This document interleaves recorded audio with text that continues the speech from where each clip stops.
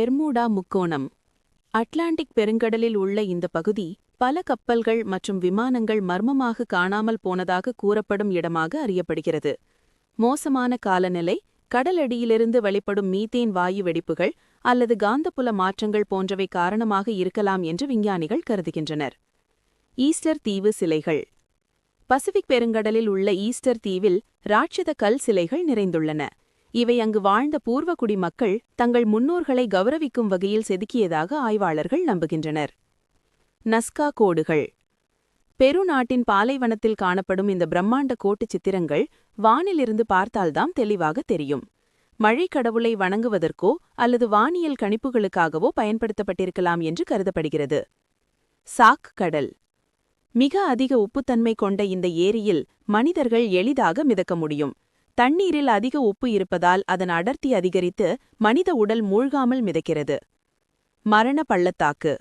அமெரிக்காவில் உள்ள இந்த பகுதியில் கற்கள் தானாக நகர்ந்தது போல தடயங்கள் காணப்படுகின்றன.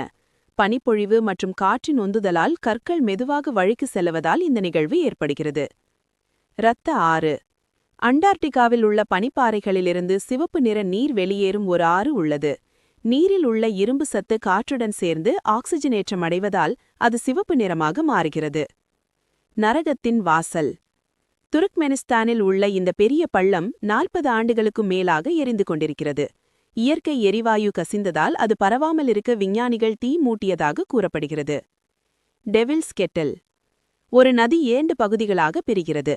அதில் ஒரு பகுதி பெரிய பள்ளத்தில் விழுந்து காணாமல் போகிறது. அந்த பள்ளத்தின் அடியில் பூமிக்குள் செல்லும் குகைப்பாதை இருக்கலாம் என்று நம்பப்படுகிறது. சஹாராவின் கண்.